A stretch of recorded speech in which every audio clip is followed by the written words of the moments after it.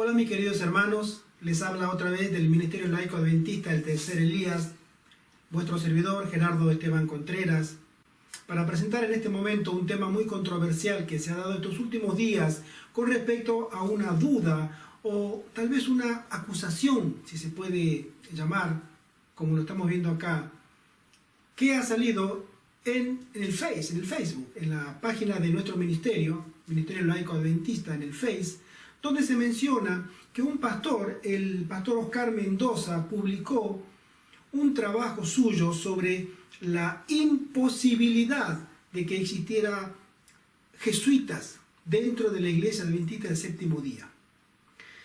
Me he tomado el trabajo de investigar y me he tomado también el tiempo para hacerle una breve respuesta a este pastor y a todas aquellas personas que sostienen exactamente lo mismo, que dentro de la Iglesia Adventista no hay jesuitas.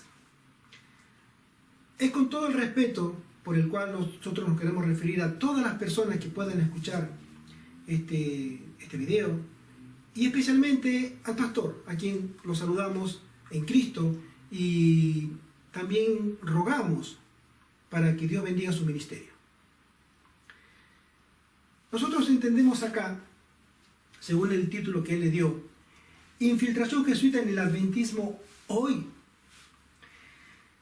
Otra difamación más del diablo. Mis queridos hermanos, ¿realmente existen los jesuitas dentro de la Iglesia Adventista del Séptimo Día, del pueblo de Dios, de ese remanente que ha levantado el Señor con su poder para el fin del tiempo, para que sea atalaya y vigilante de su palabra y de la verdad, en medio de un mundo que se está perdiendo en el engaño? ¿Somos nosotros realmente el pueblo de Dios y también inmunes a ataques del enemigo? Vamos a introducirnos a este tema, comenzando con una respuesta a la pregunta: ¿quiénes son los jesuitas? ¿Sí? Por ejemplo, leemos así. Vamos a introducirnos un poco en la historia de los jesuitas para crear un marco correcto. Tenemos que entender bien qué significa ser jesuita y para qué están. ¿Sí? Han sido creados para un solo motivo, un solo propósito. ¿Sí? Leamos. Ignacio de Loyola nació en 1491 en el castillo de Loyolas, en el País Vasco, en España. Siendo un sacerdote de Roma en el año 1534, esto es 22 años después de la reforma de Lutero.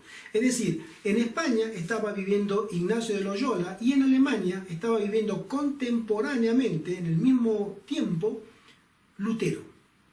¿Sí? Y fueron contemporáneos, no tuvieron exactamente la misma edad, pero sí se han vivido en el mismo contexto religioso aquí en Europa.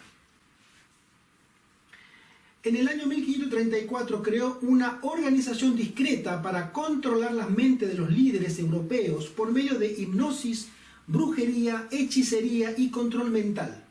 Loyola se comunicaba con el reino espiritual para iluminar su mente, por lo que fue arrestado por los monjes dominicos, quienes estaban al cargo de la Inquisición española.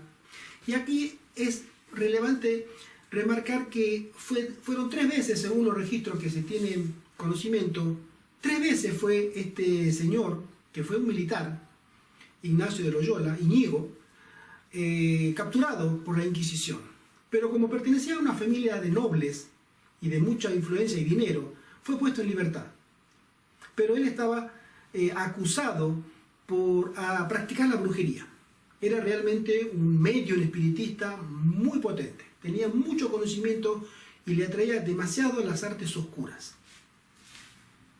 Fue liberado por los inquisidores a pesar de sus extrañas actividades. Loyola conseguía la iluminación por medio de meditación sistemática, oración, contemplación, visualización y éxtasis.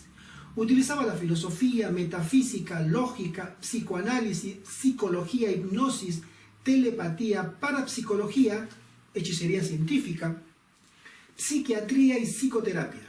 Cuando llegó al poder del Vaticano, puso su organización ocultista bajo la cobertura de la institución católica romana. De esta manera, los Illuminati se convirtieron en la rama más importante de la orden de los jesuitas. Loyola sabía que eventualmente los jesuitas serían capaces de controlar la economía del mundo, la banca internacional, fuerzas militares, todas las ramas de la hechicería y las religiones, poniendo a la humanidad de rodillas para servir al Papa.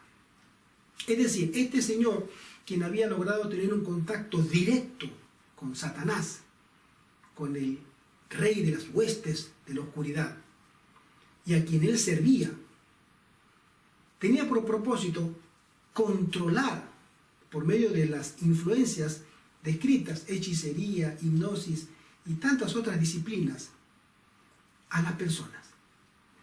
Era un método completamente en la época diferente a lo conocido. La Iglesia Católica, cuando estaba perdiendo dominios por la reforma de Lutero, y no solamente dominios, sino reinos, países, estaba perdiendo miles y miles de católicos. La única forma que combatía la Iglesia Católica este sangrado de fieles era con la Inquisición, torturas, expropiación de bienes, cárcel, hoguera, etc.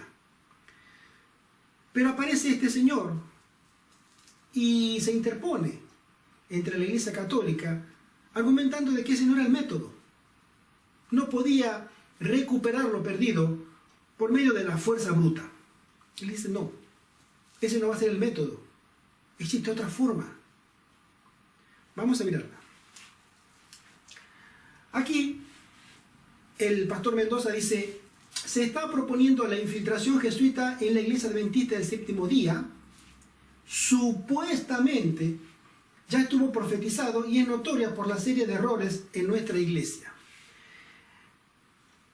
El hermano supone, él dice supuestamente. Es verdad que nosotros, los que creemos que la infiltración jesuita es un hecho consumado dentro de nuestra amada iglesia, ¿es una suposición? Él dice que sí. Los hechos confirman que no. Veamos.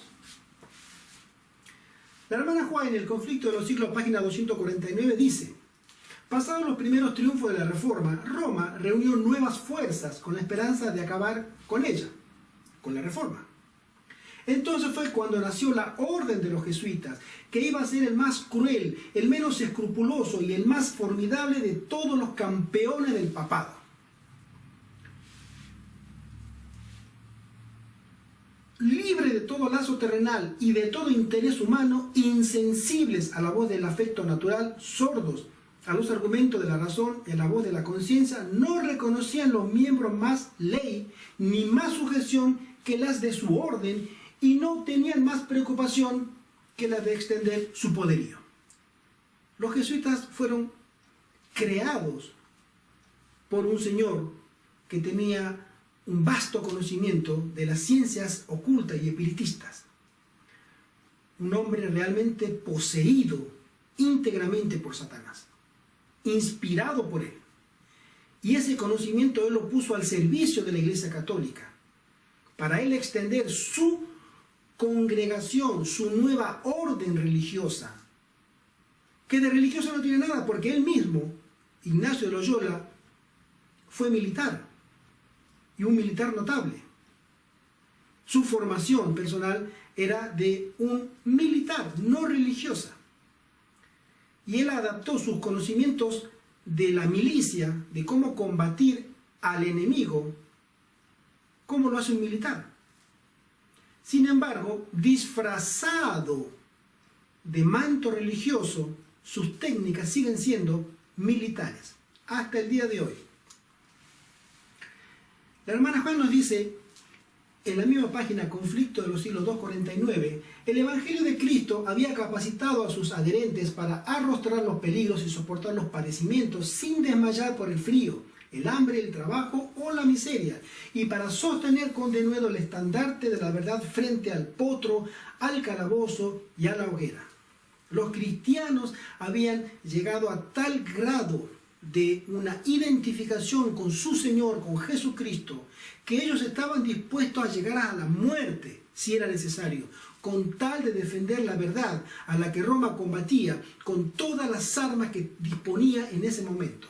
Tortura, hoguera, potro, la muerte misma, el asesinato, la mentira, la difamación, todo lo que la mente humana al servicio de Satanás puede inventar, la Iglesia Católica lo ejecutaba.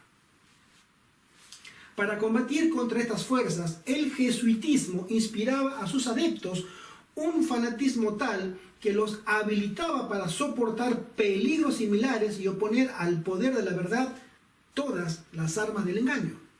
Para ellos ningún crimen era demasiado grande, ninguna mentira demasiado vil, ningún disfraz demasiado difícil de llevar. Ligados por voto de pobreza y de humildad perpetuas, estudiaban el arte de adueñarse de la riqueza y del poder para consagrarlos a la destrucción del protestantismo y al restablecimiento de la supremacía papal. Mis queridos, mis queridas, el único propósito y objetivo, razón de ser del jesuitismo, es aplastar la reforma protestante. No fue creado con otro motivo. La reforma protestante era el objetivo principal por el cual ha nacido la orden jesuita y fue puesta en marcha por el papado. Tengamos en cuenta nosotros que en el Concilio de Trento, década después de la reforma protestante de Alemania, de 1517, el Concilio de Trento fue desde 1945 a 1963, 18 años estuvieron deliberando por qué la Iglesia Católica sostenía que seguía siendo, a pesar de las acusaciones de los protestantes, la Iglesia de Dios, el pueblo de Dios. Y allí quienes se lucieron, quienes defendieron la fe de la Santa Madre Iglesia Católica como los campeones que vencieron a los argumentos protestantes, fueron los jesuitas. Tremendos intelectuales, hombres que tenían un conocimiento cabal de las Escrituras, pero la pervirtieron y la tergiversaron para derrotar los argumentos que los protestantes sostenían. Como en su momento nosotros sabemos que los protestantes sostenían entre otros argumentos, tres pilares que los hicieron valer, que era sola fe, sola gracia y sola escritura. Somos salvos solamente por la fe, somos salvos por la gracia de Dios y aceptamos solamente la escritura como única regla de fe y práctica. Los jesuitas pudieron contestar en el Concilio de Trento y los protestantes no pudieron rebatir los argumentos de los jesuitas. Y mi querido, ¿sabe cuál fue el argumento que derrotó a los protestantes?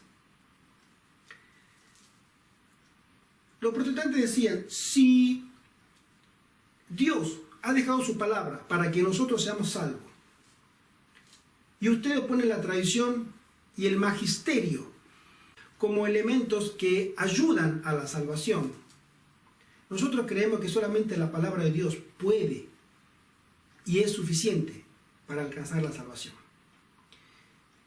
Y el argumento último que usaron los jesuitas fue, si realmente ustedes creen en la Biblia, ustedes guardan el domingo, ustedes no guardan el sábado. Ya en esa época salió a relucir una verdad tan cierta. Todas las iglesias protestantes eran dominicales y no tuvieron argumentos para rebatir. Entonces, si ustedes guardan el domingo, aceptan la autoridad de la Iglesia Católica Romana, porque es la Iglesia Católica Romana quien impuso en la cristiandad la observancia del domingo. Entonces ustedes no tienen prueba de comprobar de que solamente la Escritura es la única regla de fe y práctica. Es interesante cómo los jesuitas dan vuelta a todo para que uno pueda terminar aceptando sus errores. Ya vamos a llegar a eso. Sigamos. Otro dato histórico que tengamos en cuenta de los jesuitas fue que en el año 1539 Ignacio de Loyola fue ante el Papa Pablo III y presentó un concepto para una nueva orden de sacerdotes llamada la Sociedad de Jesús, cuyo propósito era el de servir a su santidad, el Papa. Le gustó la idea y la aprobó el 27 de septiembre de 1540. Loyola se convirtió en el primer superior general jesuita y fue declarado intocable. A través de la historia del cristianismo, el protestantismo fue amenazado con formidables enemigos. Cuando pasaron los primeros triunfos de la Reforma, Roma convocó nuevas fuerzas y surgió la orden de los jesuitas, la más cruel, inescrupulosa y poderosa de todos los campeones del papismo. Ya lo dijimos. Sigamos. El Evangelio de Cristo había permitido a sus adherentes conocer el peligro y soportar sufrimiento sin dejarse desanimar por el frío, hambre, duro trabajo y pobreza, para levantar la bandera de su verdad en el rostro del potro de tortura, la mazmorra y la estaca. Para combatir estas fuerzas, el jesuitismo inspiró a sus seguidores con un fanatismo que les permitió soportar estos peligros y oponer al poder de la verdad todas las armas de decepción. No había crimen demasiado grande para ellos cometer, ninguna decepción muy básica para ellos practicar, ningún disfraz muy difícil para ellos asumir. Juramentos a pobreza perpetua y humildad era su meta estudiada, obtener riqueza y poder para ser leales a derrocar al protestantismo y el restablecimiento de la supremacía papal. Nos damos cuenta con este contexto que la creación de la orden de los jesuitas tuvo un solo objetivo: aplastar los triunfos de la Reforma. La hermana White, y contestando puntualmente a la palabra supuestamente, como dice el pastor Mendoza, a que hay hermanos que sostienen que la iglesia adventista es atacada por jesuitas, infiltrada, la hermana White tuvo un sueño muy triste. Lo voy a pasar a leer ahora. Pero ese sueño, ella ve en visión a hermanos adventistas, ella los conoce, pero que también tenían una filiación católica y que venían en contra de ella. Primero los vio en un semblante de amistad, pero después los vuelve a mirar y eran las mismas personas que ella conocía, eran hermanos y hermanas, pero ahora venían con otras intenciones. Leamos. Esto está en Testimonio para la Iglesia, tomo 1, página 570 en adelante, y dice así: esa noche soñé que yo estaba en Battle Creek mirando hacia el lado de afuera de la ventana de la puerta y vi una compañía marchando hacia la casa, de dos en dos. Parecían severos y decididos. Yo los conocía bien y me volví a abrir la puerta del salón para recibirlos, pero pensé que debería mirar nuevamente. La escena había cambiado. La compañía ahora presentaba la apariencia de una procesión católica.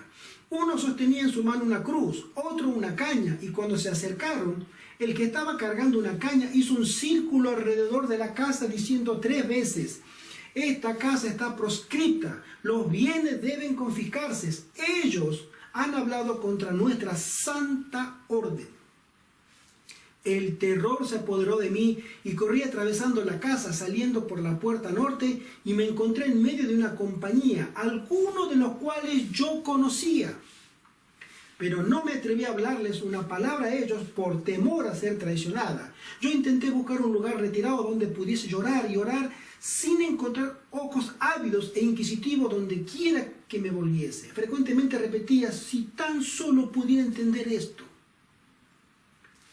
Si ellos me dijesen lo que he dicho o lo que he hecho. Yo lloré y oré mucho cuando vi nuestros bienes confiscados.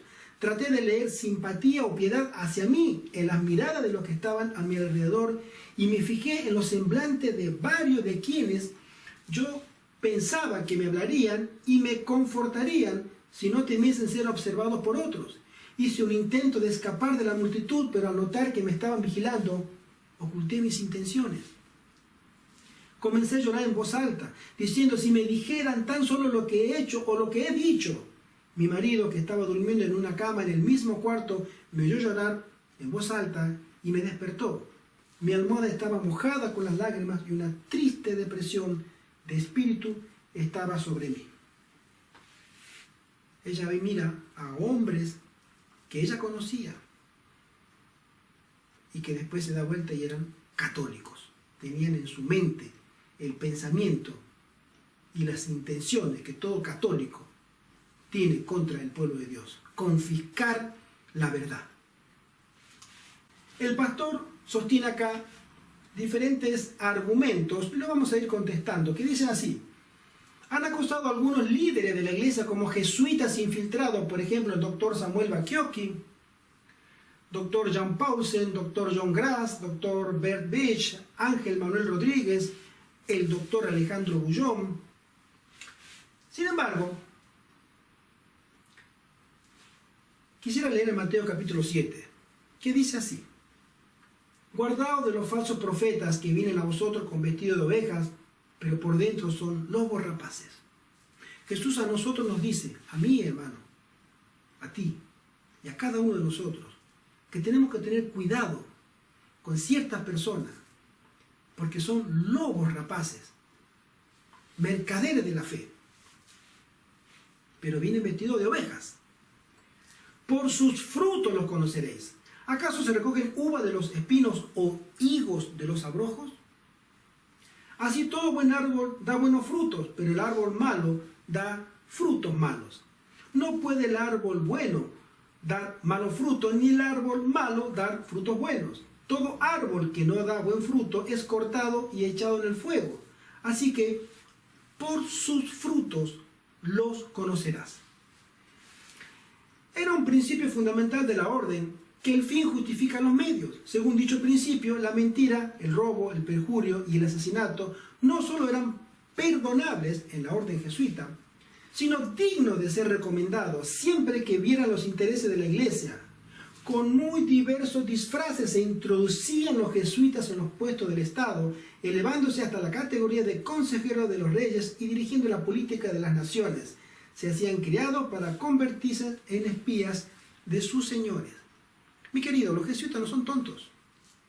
Es ingenuo pensar que un jesuita se va a presentar a la iglesia y le va a decir: mira, hermano Gerardo, mucho gusto, yo soy jesuita y vengo a destruir su iglesia. Pero parece que ese es el planteo que nos quiere dar este pastor. No son, es ingenuo que nosotros pensemos así. El jesuita viene disfrazado. Sus intenciones son claramente vistas con el tiempo, porque por sus frutos nosotros vamos a conocer que están ellos dentro de la iglesia y que no lo sabemos. Más adelante vamos a dar detalle de la forma en que ellos trabajan dentro de la iglesia, no solamente de la iglesia adventista, de todas las iglesias. Mi querido, la orden jesuita va a cumplir próximamente 500 años de vida, pero le ha tardado más de 400 años llevar de nuevo a todas las iglesias protestantes a arrodillarse otra vez a Roma. Lo estamos viendo todos los días. Estamos viendo cómo los pentecostales, los bautistas, los presbiterianos y cada una de todas las iglesias que están haciendo las paces, principalmente el luteranismo, está pidiendo perdón a Roma. ¿Cómo es posible que tantos siglos de lucha por la libertad y por la verdad se tiren a la basura en cuestión de 2 o 3 décadas, para que millones y millones de protestantes olviden, tengan esa amnesia gigantesca, el pasado que ellos han tenido como iglesia, donde el enemigo mortal de ellos siempre fue la iglesia católica? Y ahora vayan y le pidan una bendición al Papa, vayan y oren con el Papa. ¿Ustedes creen que eso es casual? El sentido común a mí me dice que no es casual. Una persona convertida jamás volvería de nuevo al error. Pero un trabajo minucioso, un trabajo perfecto, con mucha paciencia, va a lograr en muchas generaciones que la gente se olvide de lo que ha pasado siglos atrás y vuelva a pedir perdón a Roma. Sigamos. ¿Esta propuesta es confiable? ¿Realmente los líderes mencionados fueron y son jesuitas infiltrados? ¿Hay jesuitas entre nosotros? ¿Cuál debería ser la actitud de un adventista coherente, dice el pastor, frente a las acusaciones de los disidentes y reformistas? Acabo de hacer una pausa, mi querido. ¿Por qué? Porque quisiera tomar un minuto para poder explicar las palabras que el pastor usa. El pastor usa la palabra coherente. El pastor usa la palabra disidente y reformista. Es decir, ¿soy yo coherente cuando trato de pensar en que puede haber jesuitas dentro de la iglesia? Mi queridos, el pastor Ted Wilson, nuestro presidente de la Conferencia General, sostuvo hace poco tiempo de que no se debe dar el púlpito a personas que no son de la iglesia. No se debe permitir la música celebracionista dentro de la iglesia. Debemos distribuir el conflicto de los siglos. Debemos ser consecuentes con nuestra forma de vestir y la reforma pro salud y tantos otros buenos consejos. Ahora bien, si el pastor me está dando estos consejos y de pronto encuentro que otro pastor dentro de la iglesia me da un consejo totalmente diferente, ¿a quién le creo? Personalmente no le creo a ninguno de los dos. Tengo que ir a la Biblia y a los testimonios. No necesito otra revelación. No puedo seguir opiniones de hombres. Uno me dice una cosa, otro me dice otra. Uno obviamente tiene que ser maduro, adulto en la fe y pensar como un adulto. Ir a las fuentes.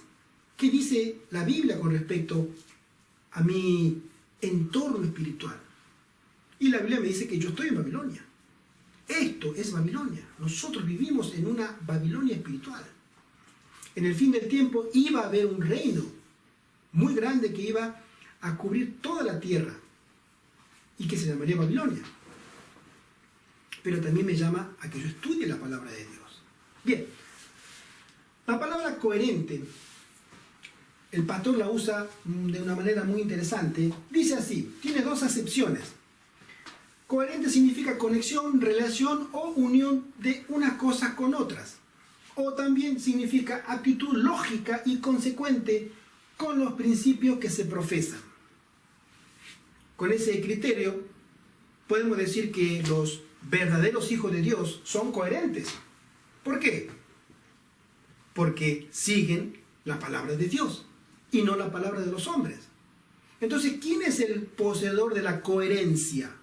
¿El pastor que sostiene que ellos, a quienes justamente argumenta que no hay jesuitas, o a la hermana White que ella dice que sí hay una injerencia católica disfrazada dentro de la iglesia adventista? Personalmente no tengo muchas dudas. Siempre me hago la pregunta básica: ¿quién está inspirado? ¿El pastor Mendoza o la hermana White? ¿A quién le creo yo más? ¿Al pastor Mendoza o a la hermana White? Yo creo que la hermana White tuvo el don del Espíritu Santo para el tiempo del fin. Y a ella se le reveló verdades para que nosotros pudiéramos tener una mayor visión y claridad espiritual en el tiempo en que vivimos. Y si ella sostiene que hay una injerencia católica dentro de la iglesia adventista, personalmente le creo. Bien. El pastor dice disidentes. Disidentes es separarse de la común doctrina, creencia o conducta. ¿Quién es disidente? El que se separa de la creencia común de la doctrina. ¿De qué doctrina? Porque lo que estamos mirando ahora, ¿quién es el que se separa de la doctrina? Normalmente a nosotros, los que queremos vivir la sana doctrina, los que queremos practicar el cristianismo primitivo, a la ley del testimonio, practicar un adventismo histórico, se nos llama disidentes. Sin embargo, disidente es separarse de la común doctrina, creencia o conducta. Y quienes se están separando de la creencia, doctrina o conducta son los que ya no practican lo que la iglesia adventista manda como doctrina. Entonces, ¿quién es disidente? Reformista, doctrina y actitud que se propugnan el cambio gradual y pacífico de una situación política, social, religiosa, etc. nosotros somos reformadores. Estamos llamados a ser protagonistas. Tú, mi hermano, quien te habla, este servidor, y los que temen a Dios y aman su segunda venida, están llamados a experimentar una nueva reforma y reavivamiento. ¿Hay malo? ¿Hay algo de malo en eso? ¿Es malo? Porque se utiliza en un contexto peyorativo, negativo, reformista. Ojalá la iglesia obtuviera una reforma cabal, porque la va a tener, aunque no estemos dentro de esa reforma, o si estemos, esa reforma se va a producir, y la reforma producirá un zarandeo donde separará el trigo de la cizaña, los buenos de los malos, los cabritos con las ovejas, en fin, separará. Pero esa reforma tiene que llegar. ¿Por qué la usamos de un término despectivo? ¿Acaso la iglesia no está llamada a experimentar un reavivamiento y reforma? La hermana White dice que esa es nuestra principal prioridad y necesidad. Y acá me la ponen a la palabra como que no, cuidado con los reformistas. A veces usar palabras para crear un ambiente tendencioso es muy común dentro de ciertos líderes religiosos. Por ejemplo, este pastor. No hay necesidad de llevar a una coherencia para su lado y para los de la vereda de enfrente, los otros. No, ellos son disidentes, son reformistas.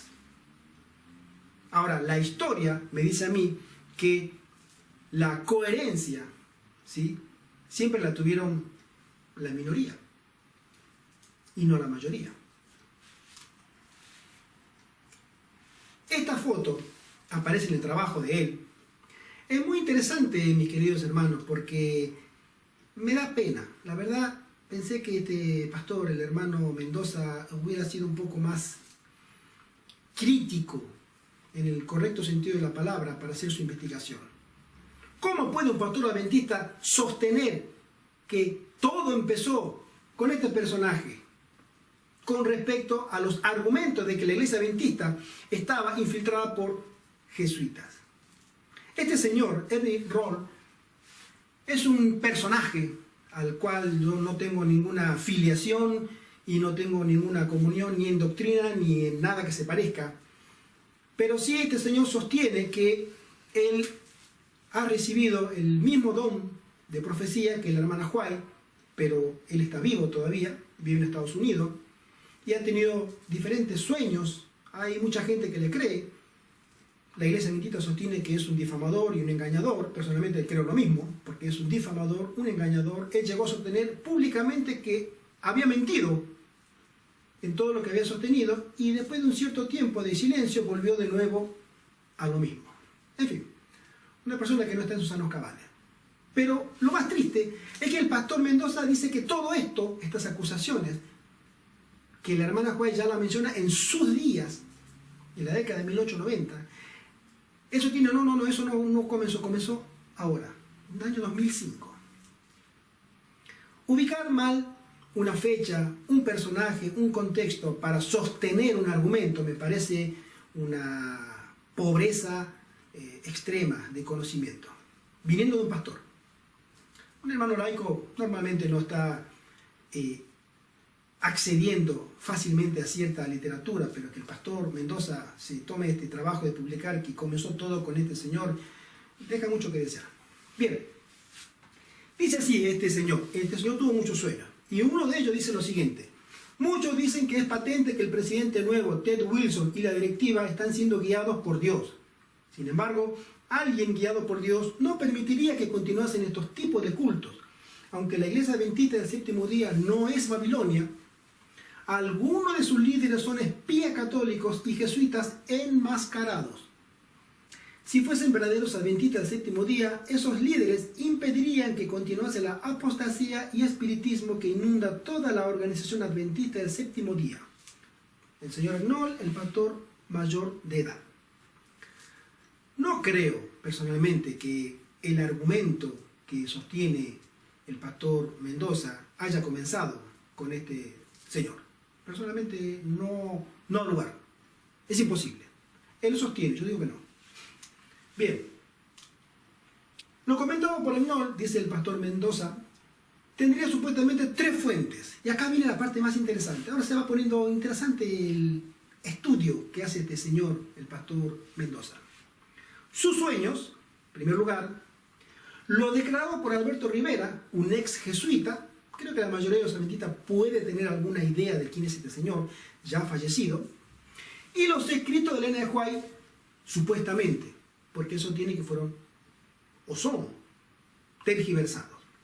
Vamos por punto. Alberto Rivera era un sacerdote de la orden de los jesuitas en España. Este español, cura jesuita, sostuvo que él se educó en un colegio jesuita, perteneció a la orden de los jesuitas, llegó a ser un sacerdote jesuita de extrema obediencia, o hizo el 4º juramento dentro de la orden católica, y que él llegó a infiltrar iglesias, pero conoció a Cristo. Y él se liberó de la carga de servir a Satanás. Nació en el año 1935 en España y murió en Estados Unidos en el año 1997, supuestamente dicen envenenado. Abandonó a los jesuitas por un desengaño, llamó a los jesuitas hijos de Satanás. Por medio de publicaciones, Rivera publicó que el plan maestro de los jesuitas era de infiltrarse en las denominaciones evangélicas y protestantes más importantes. Y dice, hoy se cuestiona la postura de Rivera. Dentro de círculos protestantes, es verdad, muy cierto, se cuestiona la postura de Rivera. ¿Por qué? Porque se lo trata de desmitificar, desmentir. A este señor se le quiere crear un manto de duda sobre su historia. Pero sería cierto, mis queridos, si este señor fuera el único que sostiene eso. Pero no es el único. Hay decenas de sacerdotes católicos que han abandonado el catolicismo. Tenemos un nombre muy famoso, ¿sí? El pastor jesuita que escribió Las llaves de esta sangre. Su nombre es Malachi Martin. Él también. Hay otros personajes y pastores que hoy son pastores evangélicos, conocieron a Cristo y sostienen exactamente el mismo argumento que sostuvo en su momento Alberto Rivera. Entonces, no es solamente él. Monjas que han abandonado el catolicismo porque se dieron cuenta que realmente esa iglesia es una habitación de demonios. Y han salido, fueron libertados por Cristo, conocieron a Cristo. Si él fuera el único, puede ser. Pero tenemos decenas y decenas de testimonios similares con el mismo argumento. Roma infiltra las iglesias evangélicas o protestantes. Todas.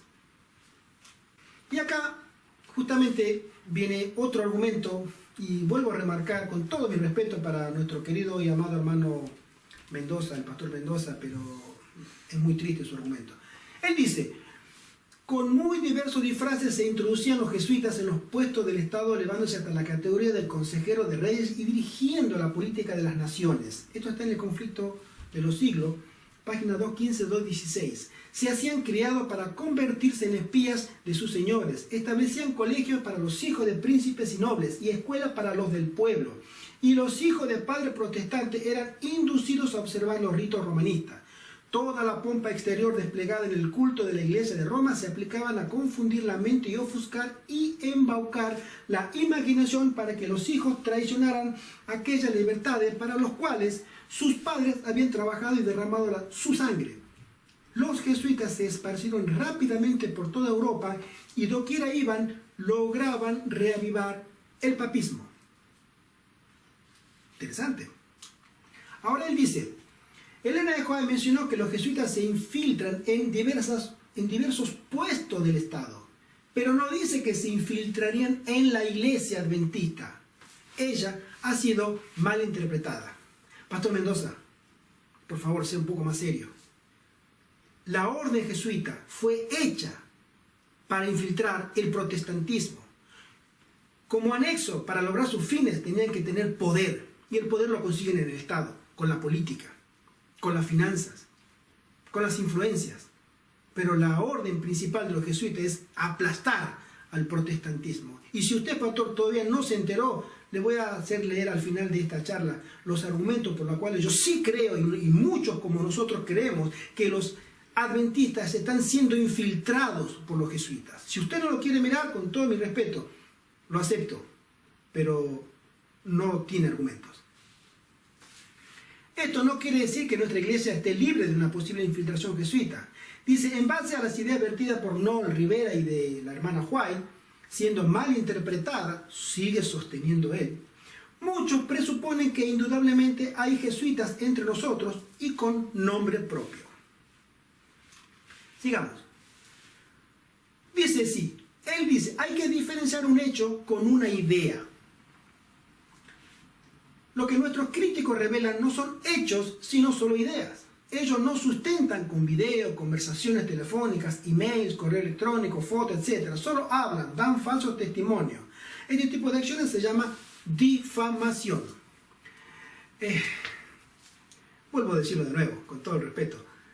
No se trata de denigrar a nadie acá, por supuesto, pero, pastor, si usted espera que un jesuita venga a presentarse a su oficina pastoral diciéndole, pastor Mendoza, yo soy de la orden jesuita y tengo juramento de extrema obediencia al Papa Negro y vengo a destruir su iglesia, ¿usted me da un cargo? Si usted espera eso, es porque no conoce a los jesuitas. Y no voy a decir, usted es uno de ellos, por supuesto que no. Pero pastor, no sea tan ingenuo. Ellos no se mueven así. Usted quiere que uno recabe emails, los grabe. Esas cosas no existen. Pero por sus frutos los conocerás.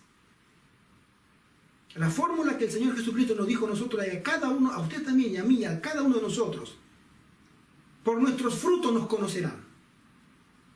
Y los jesuitas dan frutos. El movimiento, el pensamiento jesuita está hecho para socavar la fe del pueblo de Dios en Cristo y su palabra. No tienen otro motivo. Destruir al verdadero cristiano.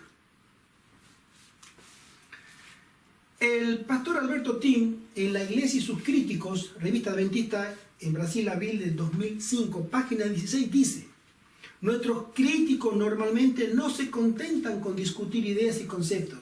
Para conseguir su espacio, ellos necesitan acusar y rotular negativamente a otras personas influyentes. ¿Qué podemos decir? Nada. Es su opinión. Hay que respetarla. ¿Es confiable esta propuesta? No, porque malinterpretan acciones y eventos. Nosotros malinterpretamos acciones y eventos. Vamos a mirarlo.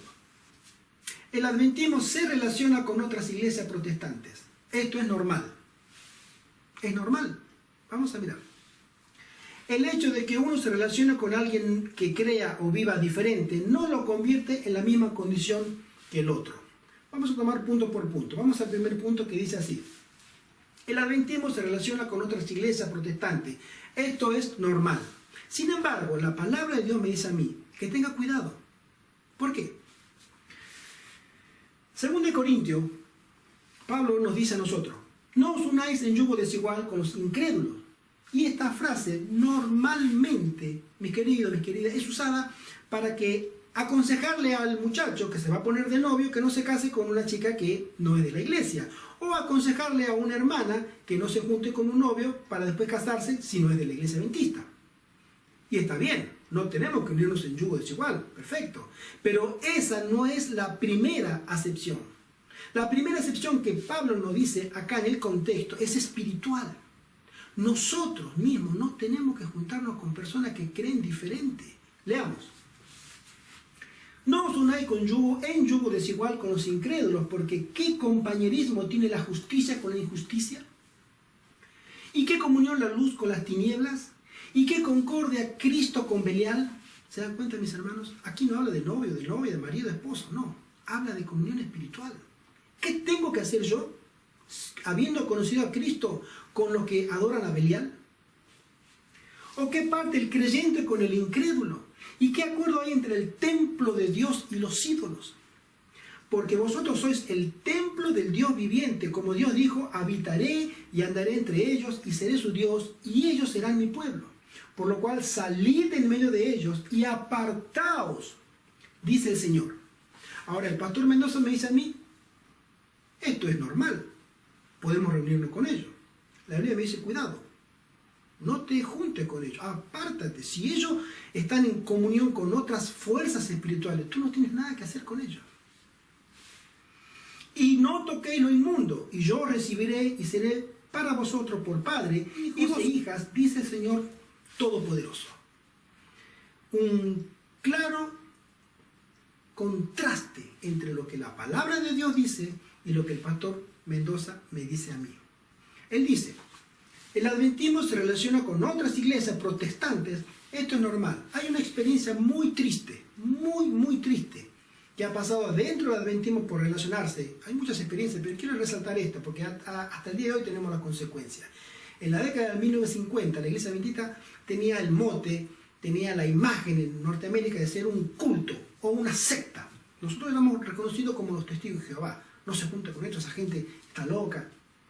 Y la iglesia adventista, para tratar de solucionar esa imagen que nos daban los protestantes, decidió cambiar la imagen que tenía con la sociedad norteamericana, el adventismo norteamericano, y se puso a conversar con dos personas, Walter Martin y otro editor de una revista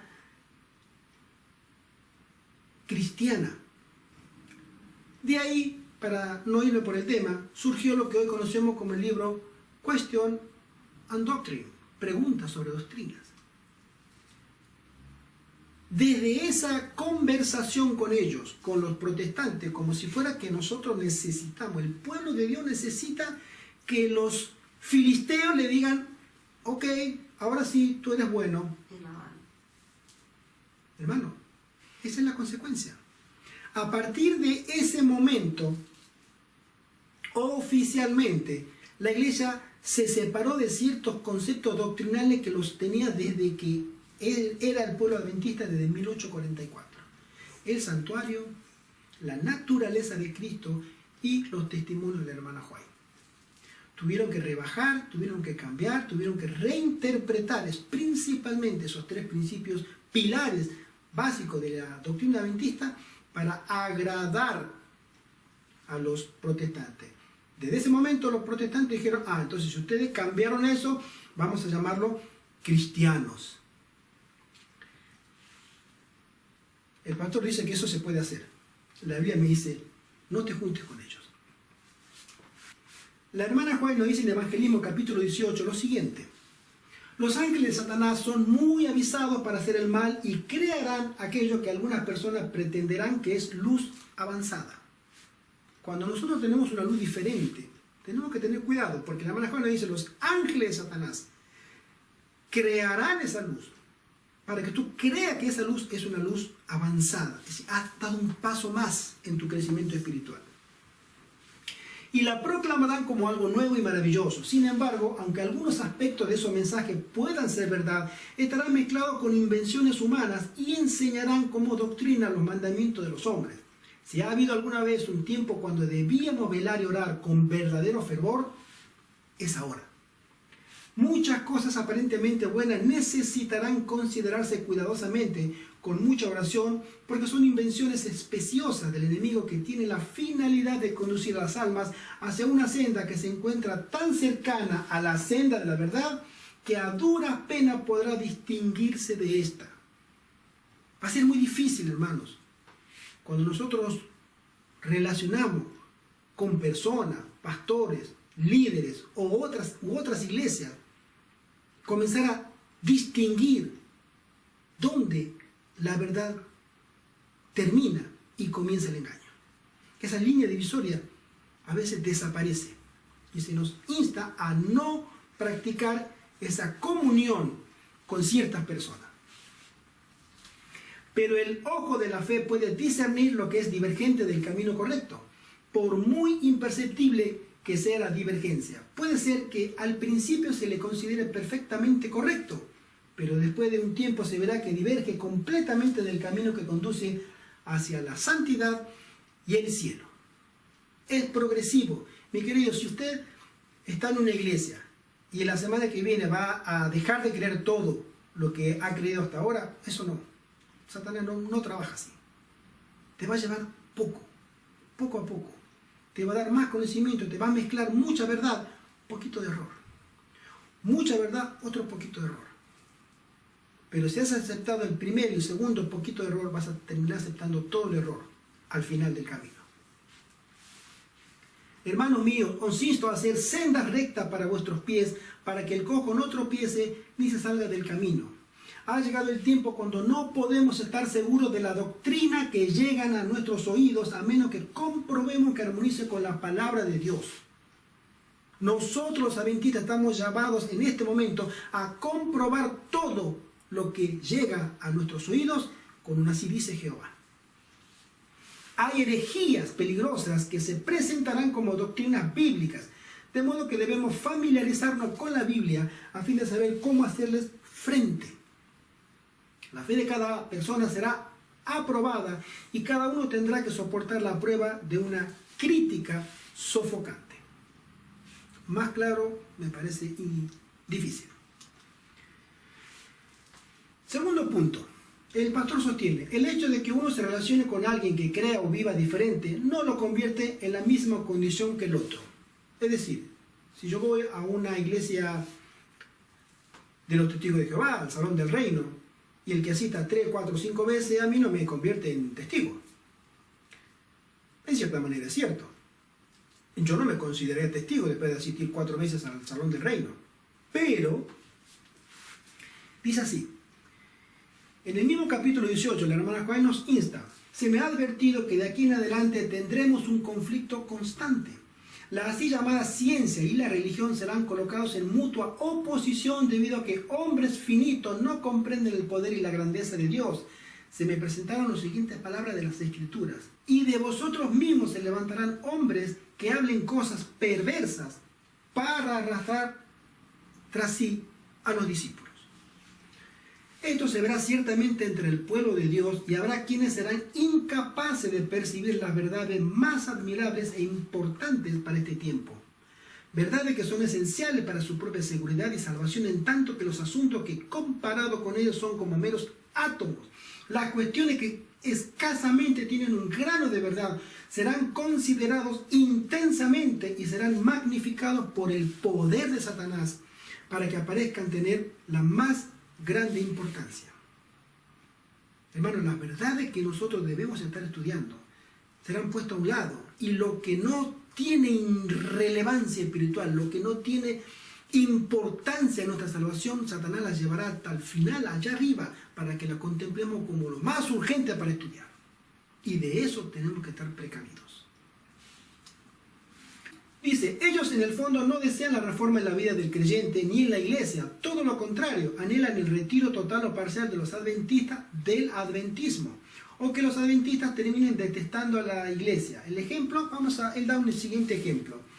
La aseveración de que los disidentes o reformistas están tratando de convencer a los hermanos de la iglesia para que tengan una cierta animosidad contra la iglesia, yo creo que en cierta manera puede ser cierto.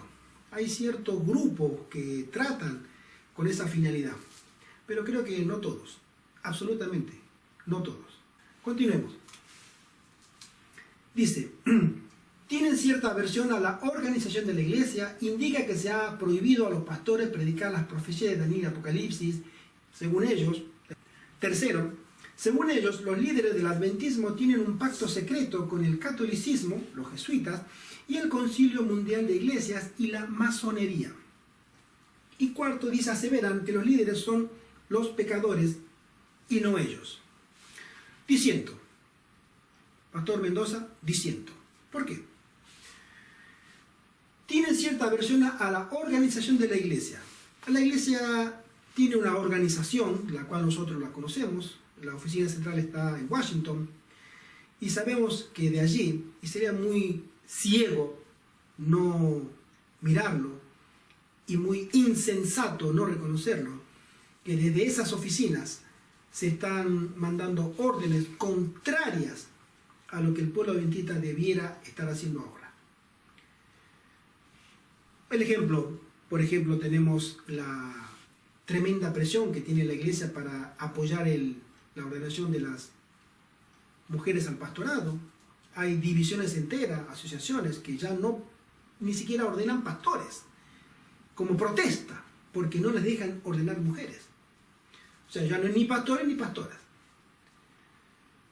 El movimiento gay se está introduciendo dentro de las iglesias y son apoyados por altos líderes que pertenecen a la organización. El punto número 2, pastor.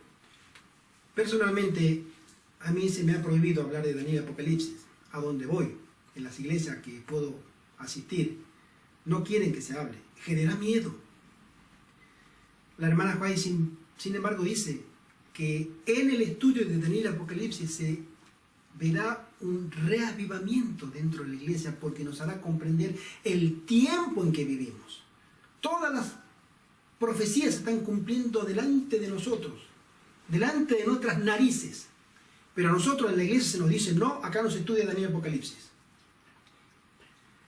Sin embargo, en España, en Bélgica y en Alemania, donde he estado personalmente, en todas las iglesias, tanto del idioma de ellos como en las iglesias hispanas, Bélgica y Alemania, pastor, esto está prohibido.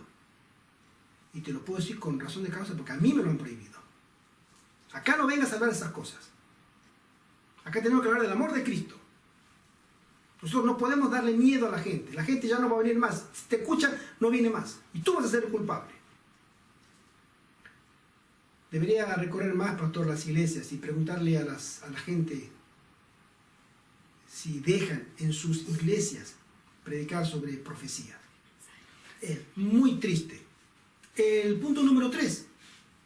Según ellos, los líderes del adventismo tienen un pacto secreto con el catolicismo. Si es secreto, no lo vamos a saber, obviamente. Ya sea con los jesuitas, con el Concilio Mundial de Iglesia, con los masones, con los Illuminati. Personalmente no deseo entrar en esas elucubraciones, ni tampoco soy un conspirainómaco, no me interesa eso. Pero por sus frutos lo conocerás. Y después aseveran que los líderes son los pecadores y no ellos. No creo, pastor. Quienes más se acercan a hablar de arrepentimiento y de que necesitamos un perdón de Cristo y que necesitamos realmente un reavivamiento y reforma, somos los que dentro de la iglesia bendita son combatidos. Sin embargo, los miembros de iglesia a los que usted está dirigiendo este trabajo, ¿sí?, ellos sí aseveran, nosotros no necesitamos eso, estamos bien. No venga con cosas raras, háblanos de Cristo y nada más. Hay una triste y escasa visión de la realidad adventista de la que el pastor Mendoza está teniendo para sostener este trabajo. Es lamentable. Es confiable esta propuesta. Otra vez el pastor Tim nos dice, no consiguiendo proyectarse positivamente en la comunidad, ellos recurren a la crítica como una forma de superación. No siéndoles conseguida la oportunidad de predicar, pasan a criticar a otros predicadores que usan el púlpito. Yo también diciendo acá, lo siento mucho, no puedo estar de acuerdo. ¿Por qué? Todos los pastores, líderes, ancianos y diáconos que me ha tocado hablar, pedirles el favor si me dan un tiempo o un lugar para reunir a los hermanos y hablar de las profecías y hablar de verdad presente dentro de la iglesia adventista. Todos, 100% me dijeron que no. ¿Casualidad? No lo sé. Pero sí te puedo decir, hermano Mendoza, 100% no me dan la oportunidad de hablar verdad presente. Mucho menos del púlpito. Ahora bien, el pastor dice, recurren a la crítica. Si nosotros se nos llama criticones, creo que deberíamos para ser fieles a la verdad. Llamarla criticona a una persona que ha escrito toda su vida, 70 años de ministerio, la hermana White, se la pasó criticando a la iglesia, porque ella sostenía que la iglesia necesitaba y necesita el consejo del testigo fiel, necesita arrepentirse de sus pecados. La iglesia necesita hacer las paces con Dios. Dios tiene pleito con su pueblo. Vamos a sostener también que ella era una criticona, porque sostiene ella lo que nosotros sostenemos. Y para mejor expresado, nosotros sostenemos lo que la hermana Juez sostiene. Pero vayamos un poco más atrás. En la Biblia hay uno que es el más grande criticón de la iglesia adventista. Cristo mismo, según él. Porque Cristo a su iglesia, la iglesia de la Odisea, que Él es el testigo fiel y verdadero que nos conoce como realmente nos debiéramos conocer nosotros. Bien, completamente. Y Él nos dice a nosotros, tú tienes serios problemas. Tú crees que tienes una realidad que te favorece, pero tú a mí me das arcadas, me das ganas de vomitarte, me das asco. Tú dices que eres rico y que no tienes necesidad de nada. Yo te conozco. Y tú delante mío eres un desventurado, un pobre, miserable, ciego, desnudo. La peor situación que se puede describir de un cristiano la tenemos nosotros. Pero no tenemos que hablar de eso porque somos criticones. Hay una falta de seriedad espiritual tremenda en los pastores que no admiten que sus iglesias, ellos y su feligresía, como nosotros, y yo en primer lugar, tenemos problemas. La iglesia toda tiene problemas. Delante del cielo tenemos problemas y tenemos que afrontar ese problema con el único que nos brinda la solución, que es nuestro Señor Jesucristo, por medio de un arrepentimiento genuino, obrado por el Espíritu Santo. Pero no hablemos de eso porque somos llamados críticos. Yo no acepto ese argumento. No lo acepta la Biblia y no lo aceptan los testimonios. Yo tampoco lo acepto. Continuemos. Dice así: ¿hay algún problema que un adventista se relacione con personas de otra religión? Bueno, ya lo contestamos, ¿no? ¿Reunirse con personas de otra religión para celebrar la libertad religiosa es pecado? Vamos a llegar a eso. El hecho de que un adventista se reúna con una persona de tal religión, X, ¿lo convierte automáticamente en la misma condición de aquel religioso? Pues son preguntas capciosas. Estamos comparando es que si yo piso una iglesia católica o piso una iglesia evangélica, ya soy o católico o evangélico. No. Mi querido y mi querida, si yo piso una iglesia católica, no soy católico. Pero muy diferente es que en la iglesia adventista se permita a un cura católico tomar el púlpito para predicar. Eso es tremenda rebelión. Pónganle el nombre que quieran, díganle lo que quieran y llámenlo como se les antoje. Pero eso es rebelión contra Dios. No podemos darle el púlpito a un cura católico, a un pastor evangélico. Mis queridos, eso es muy diferente al planteo que se está haciendo acá. Sabemos que dentro de la iglesia adventista ya predican curas católicos. Ahora lo único que falta es que los católicos nos devuelvan la invitación y llevemos toda la hermandad, la feligresía, un día sábado a llenar los bancos de la capilla. Y que nos predique un pastor adventista, pero que sea el anfitrión, el cura católico, en medio de santos, de vírgenes, de estatuas. Es que vamos para ese lugar. A veces nos quieren hacer planteos tramposos y este es uno de esos. Si yo le doy estudio bíblico a una persona que quiere estudiar, ya sea evangélico, ya sea católico, es normal. Pero si yo practico, si yo comulgo con él, eso es diferente. Acá nos dicen que no. ¿Es pecado si yo me junto con un cura católico? ¿Es pecado si yo pongo el pie en una iglesia evangélica? Argumentos no al lugar. Dice, ante este tipo de situaciones, ¿qué haría el Señor Jesús? Interesante la pregunta. Vea cómo nos llevan hacia la Biblia. Veamos lo que dice la referencia. Dice así, cuando vinieron los fariseos, leo Mateo 9, del 11 al 13, dice así, dijeron a sus discípulos, ¿por qué come vuestro maestro con los publicanos y pecadores? Al oír esto Jesús les dijo, los sanos no tienen necesidad de médicos sino los enfermos. Id pues y aprended lo que significa misericordia quiero, y no sacrificios, porque no he venido a llamar a justos, sino a pecadores, al arrepentimiento. Interesante, es muy cierto. Y en Lucas 19, 7 al 10 dice, al ver esto, todos murmuraban diciendo que había entrado a posar con un hombre pecador. Entonces Zaqueo, puesto en pie, dijo al Señor, he aquí, Señor, la mitad de mis bienes doy a los pobres, y si en algo he defraudado a alguno, se lo devuelvo cuadruplicado. Jesús le dijo, hoy ha venido la salvación a esta casa, por cuanto él también es hijo de Abraham, porque el Hijo del Hombre vino a buscar y a salvar lo que se había perdido. Muy buenos ejemplos, es cierto. Pero la pregunta que yo le haría al pastor Mendoza, si lo tuviera acá enfrente, le diría, Señor, Jesús, ¿se iba a comer con los sacerdotes, con los escribas? Iban abrazados, vamos.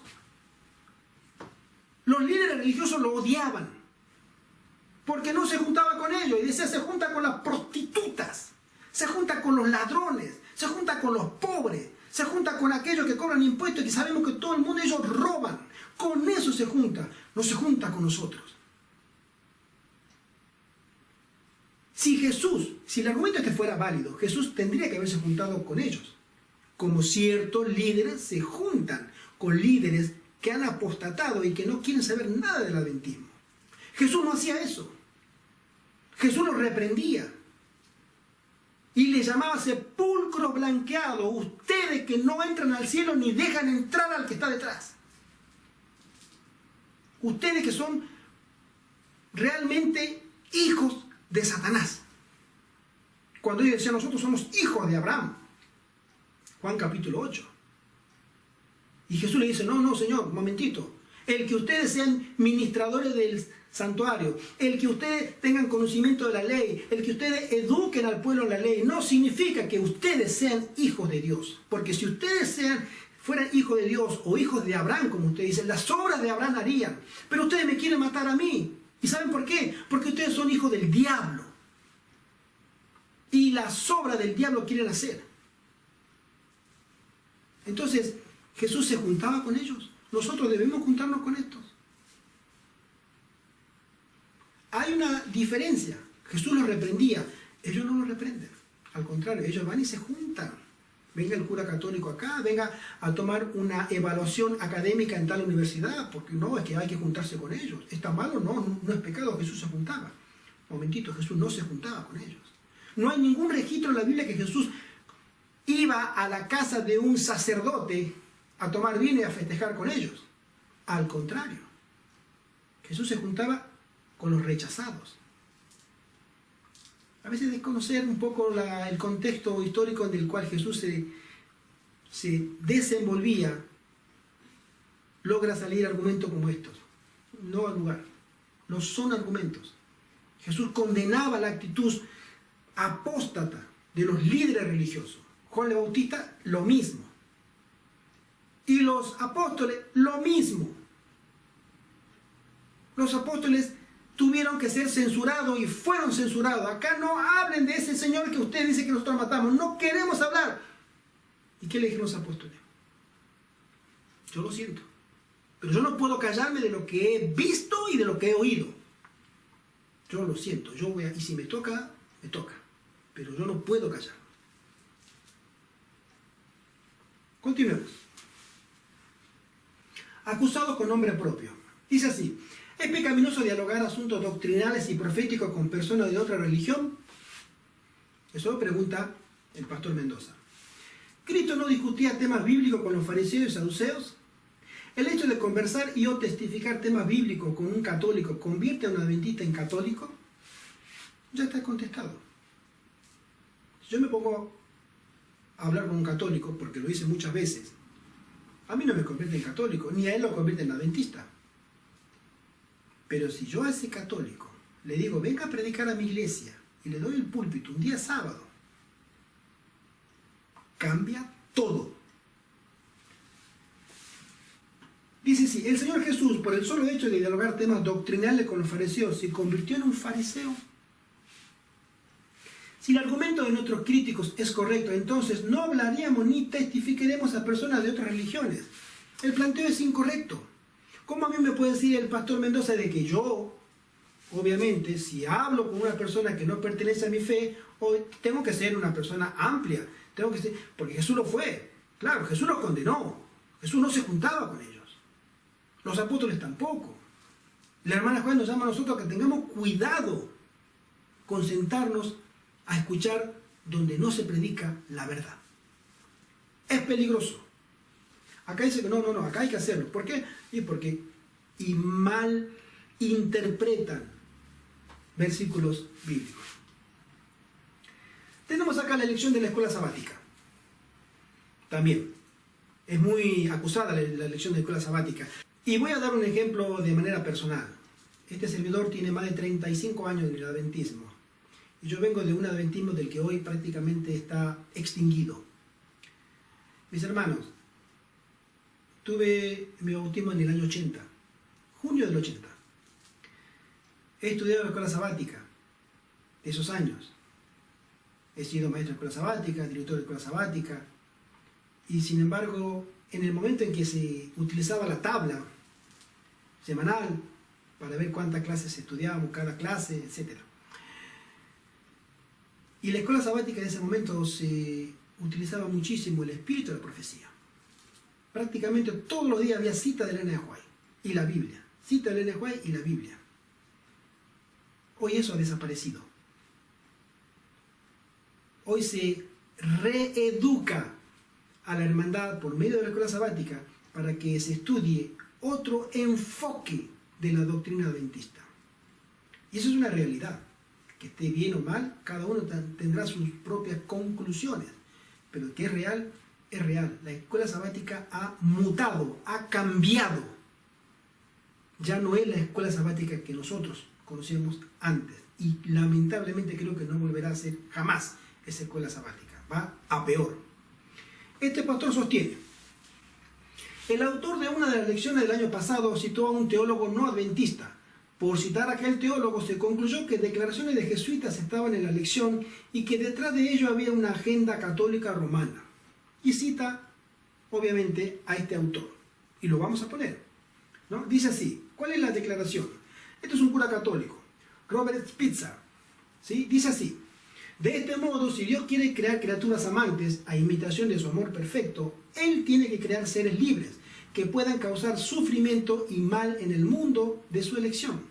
La dinámica del amor y la libertad requieren que Dios nos deje espacio para crecer en amor mediante nuestra libertad humana. El único modo que tiene Dios de permitir que seres libres actúen sin amor es abstenerse completamente de crear criaturas amantes. El pastor se pregunta: ¿y esto está en contra de la Biblia? ¿Esto está en contra de la doctrina adventista? Es relativo. No sé, sí, no. Pero la pregunta es, en una escuela sabática, que la iglesia adventista lo considera el corazón de la iglesia adventista, el estudio diario de la Biblia, yo tengo que poner un cura católico. ¿Qué influencia me puede dar a mí un cura católico? ¿Qué ejemplo me da a mí un cura católico? ¿O qué suspicacia me da a mí un cura católico? ¿Acaso no creemos nosotros que el catolicismo no cambia? ¿El catolicismo jamás va a cambiar? El catolicismo es la obra maestra del engaño de Satanás mismo en este mundo. ¿Satanás cambia? Jamás.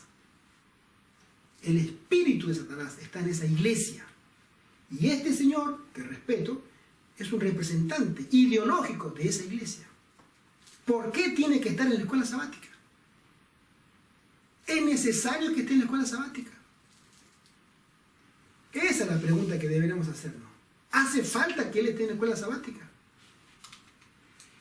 La iglesia adventista séptimo día como remanente siempre ha sido difamada aún por sus propios miembros, y eso es muy cierto. Los peores enemigos de la iglesia adventista han salido de sus entrañas, de su propia iglesia. Tenemos los grandes apóstatas: Conrad, Conradi, Balanger, Ford, Kellogg's y tantos otros.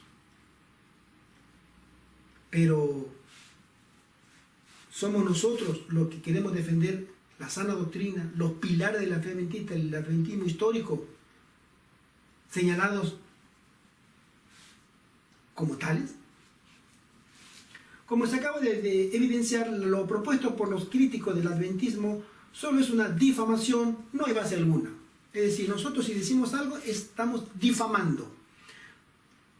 No podemos probarlo, no podemos traer grabaciones, no podemos traer a una persona que diga en voz alta y clara, dando su nombre, apellido y su educación, yo soy jesuita. No podemos conseguirlo, todo es difamación. Interesante. La difamación actual de nuestras críticas es una transgresión al 9º mandamiento. Y ahora también somos tildados, señalados de pecadores. O sea, tú no tienes que decir nada, porque eres un pecador. Acá está. 9º mandamiento, no levantarás falso testimonio. Argumentos. Este señor, este pastor, dice así, Roy Adams, este es un tiempo de confusión, esta es una cita del pastor Mendoza, está en su trabajo, dice así, este es un tiempo de confusión, un tiempo frustrante y para muchos un tiempo desalentador. Pero solo empeoraremos el problema si permitimos que nuestra frustración nos lleve a abrazar teologías erróneas y espurias en el nombre del revivimiento y la reforma. Interesante cita, pero más interesante es este señor. ¿Saben quién es? Le vamos a preguntar al pastor, al doctor Alberto Dreyer, ¿quién es este señor? El pastor Dreyer sostiene, dice así, es una cita tomada de un trabajo personal de él. Reseña crítica del libro de Roy Adams, el mismo pastor que acabamos de ver. El santuario, la comprensión del corazón de la teología adventista. Dice así, es un libro que escribió el pastor Roy Adams, el que automáticamente se lo ponen como un centro, un equilibrio de la sensatez y del buen criterio adventista. El pastor Mendoza lo pone así, ¿no? Dice así, este señor ha escrito un libro y el pastor Dreyer dice de ese libro, la razón por la cual presentamos esta reseña crítica del libro de Adams es porque se ha estado difundiendo su libro por doquiera, en varios idiomas y por las casas publicadoras de nuestra iglesia, sin que nadie se dé el trabajo de mostrar la confusión que levanta sobre nuestras creencias básicas relacionadas con el tema del santuario. Últimamente su obra se ha traducido al español y se le está anunciando la hermandad hasta en los folletos de la escuela sabática en los Estados Unidos, como revelando la esencia del pensamiento adventista. En más de un lugar me he encontrado con gente alarmada por lo que lee, en abierta contradicción al testimonio de la palabra de Dios y al espíritu de profecía. Sin embargo, este señor es presentado como la persona sensata que equilibra el criterio y la doctrina adventista en su más sano juicio. Sin nada que ver. En su libro está confundiendo a la gente. Sigo leyendo. Al analizar esta obra, sin embargo, no me propongo ser exhaustivo en la explicación de sus problemas, siendo que he abordado todos estos temas en obras anteriores. En algunos casos vi oportuno referirme a esas obras para que el lector que anhele una respuesta más abarcante sepa dónde obtenerla. Esperamos que, movido por el Espíritu de Dios y el anhelo de conocer más a fondo la verdad para estos tiempos, este trato abierto y franco de los problemas que vemos en la obra de Adams puede ayudar a muchos a interesarse en estos temas vitales y afirmar su fe en la verdad que Dios nos dio. Dice así el pastor.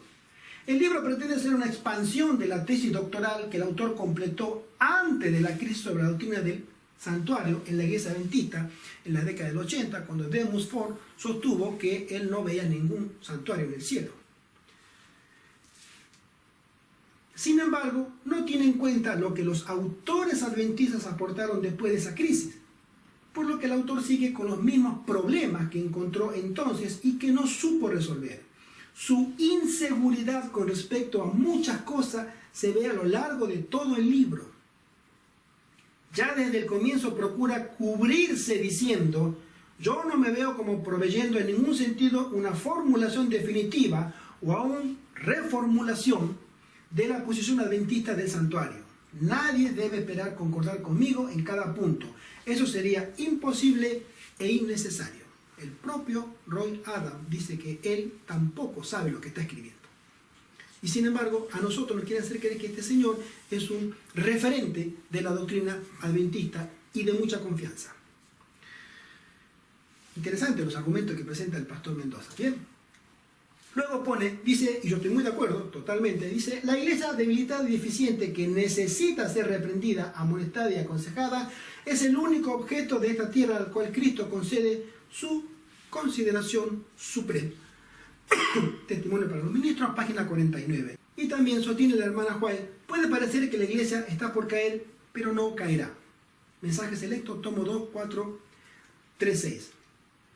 Mensaje selecto, tomo 3, página 21, dice, en la palabra de Dios no se da ningún consejo ni motivo a los que creen el mensaje del tercer ángel para que supongan que deben apartarse. Ustedes pueden quedar para siempre seguros en cuanto a esto. Se trata de designio de mentes no santificadas que quieren estimular un estado de desunión. En este capítulo la hermana Juan habla muy extensivamente sobre la necesidad de la unión dentro de la iglesia. Y es una unión que todos deseamos ver, pero una unión en cuanto a la verdad, no en cuanto a principios de hombres que creen y dicen sostener la verdad. A mí la verdad la pruebo únicamente con la palabra de Dios y los testimonios. No hay otro referente, no puede existir otro referente y nunca lo habrá que me pueda definir a mí qué es la verdad. Continuamos. Dice así, este es un compendio, lo voy a leer rápido porque es muy largo, pero se lo quiero dedicar especialmente al pastor Mendoza. Parece que él no conoce a los jesuitas y subestima completamente la orden jesuita. Los jesuitas están puestos para infiltrar las iglesias y la prueba es que todas las iglesias protestantes, todas en el más absoluto de los términos, ya se han rendido, se han arrodillado a Roma. Y esa es una obra meritoria del trabajo intelectual de cientos de años de los jesuitas. Ellos no han regresado solos. ¿Es un cumplimiento profético? Claro que sí. Pero ¿quién estuvo en el medio? La orden de los jesuitas. Voy a leer este resumen, un poco largo, pero quiero compartirlo porque explica detalladamente el modus operandi de los jesuitas dentro de las iglesias, no solamente adventistas, sino todas las iglesias protestantes, incluida la iglesia adventista. Dice así: al principio se tratan de ganar la confianza de la hermandad, llevan una vida aparentemente disciplinada y poseen en general una personalidad atractiva, pero jamás dan evidencia verdadera de haber nacido de nuevo y experimentado la conversión bíblica. Rápidamente alcanzan los cargos directivos de la iglesia, apoyados por los otros infiltrados y por aquellos que consiguen engañar para que los apoyen. Una vez en la junta de iglesia manifiestan sus verdaderos objetivos, aunque que siempre tenderán a disminuir la espiritualidad de la hermandad y la acción misionera. Un principio básico de ellos, por así decirlo, es el maquiavélico de que el fin justifica los medios. Ellos no tienen ningún inconveniente en cometer y hacer cometer lo que sea para que el fin tenga lugar. Su objetivo es la destrucción. Su objetivo es la destrucción espiritual de la iglesia adventista. Cualquier cosa que contribuya a ese fin está bien. Se oponen directa o sutilmente, depende del ambiente, a la reforma pro salud. Y te lo puedo decir, hermano Mendoza, es una... Yo no sé si serán jesuitas lo que a mí me han tratado de sacar por la fuerza. Y si te diría a las patadas, literalmente, te puedo asegurar que casi. Porque quise hablar en una iglesia por la reforma pro salud. Y cuando me lo presentaron al pastor, que no lo conocía, muchachito joven, comiendo pollo en la comida. Y defendiendo a los que comían carne. Y violento contra el que querría y pretendía ser vegetariano. ¿Era jesuita o no era jesuita? No lo sé. Ni me interesa saberlo. Pero el modus operandi de ellos es que nosotros nos apartemos de la verdadera santificación. Y tú sabes, hermano, si eres pastor, que la verdadera santificación es integral. No puedo pretender una santificación espiritual si no incluyo a mi cuerpo en ese propósito. La santificación física también es necesaria. Tratan de hacer creer que se puede ser un cristiano ejemplar y seguir comiendo carne, lo que no les parece importar en lo más mínimo. Tratan de hacer quedar como fanático al que respeta fielmente la santificación en la forma de comer y beber. Se oponen a la predicación de la santificación bíblica, al nuevo nacimiento, al estudio profundo y fiel sobre el Espíritu Santo y su obra en nosotros, y en especial la lluvia tardía. Ese tema no se debe tocar. Atacan la naturaleza de Cristo y del Espíritu Santo, sutil o abiertamente, según las circunstancias. Tratan de enseñar que Jesús no era como nosotros y por lo tanto nosotros no podemos ser como Él. Ni vale la pena entonces procurar la perfección del carácter ni la santificación progresiva. Rebajan el poder y la personalidad del Espíritu Santo como si no fuese Dios ni una persona divina. Ciertas similitudes con la realidad, yo diría que no son casualidad. Se oponen a la doctrina del santuario, como originalmente creían nuestros pioneros y Elena de White, y al juicio investigador, al mensaje de la Odisea y a todo lo que realmente produciría un reavivamiento. Esa es la función de las agencias satánicas dentro del pueblo adventista. Llamémosle jesuita, cizaña, todos los nombres que podamos ponerle. Pero la única finalidad es que las agencias de Satanás también tiene a sus fieles dentro de la iglesia adventista y que van a cumplir su misión. Son expertos en manipular la mente, tanto en forma colectiva como individual. Para ello utilizan diversas técnicas neurolingüísticas y los mensajes subliminales, por ejemplo, mediante una frase sorpresiva cuando están hablando de otro tema. Altibajo llamativo, modulación de la voz, arrulladora o dictatorial, dependiendo de las circunstancias, el uso de alguna de las técnicas neurolingüísticas de manipulación mental. Saben utilizar los mensajes subliminales también mediante las imágenes y mediante la música, otro tremendo instrumento utilizado por esta gente. A pesar de su normal amabilidad, de vez en cuando dejan ver su verdadera personalidad, fría, implacable y extremadamente dictatorial. Son maestros del engaño, saben planear bien sus mentiras, de manera que resulta difícil probar que hayan mentido. Siempre se aseguran de que haya algunos que los defenderán en sus falsas pretensiones y cuando sus mentiras son descubiertas, tratan de confundir la situación lo más posible y si son finalmente confrontados con las evidencias, llegarán a decir, bueno, finalmente es tu palabra contra la mía. No podemos hacer más. Porque saben que los otros compañeros católicos que hay en la misma iglesia mentirán como él para apoyarlos. Cuando trabajan en equipo suelen fingir estar enfrentados para alejar sospechas. Siempre se oponen abierta o sutilmente a los planes misioneros de la iglesia en su verdadera dimensión. Una iglesia que comprende su misión y comprende su mensaje está llamada a ser una iglesia misionera. Y eso es ahí donde ellos van a bloquear de una u otra manera que la iglesia pueda crecer espiritualmente cuando se les impide tener su crecimiento en conocimiento de la palabra para lograr ser una iglesia misionera. En especial a la predicación de las profecías y del sábado como sello de Dios, la marca de la bestia y los mensajes de los 3 ángeles. Tratan de hacernos creer que los católicos son buenos creyentes, que son nuestros amigos y que podemos confiar en ellos. Interesante.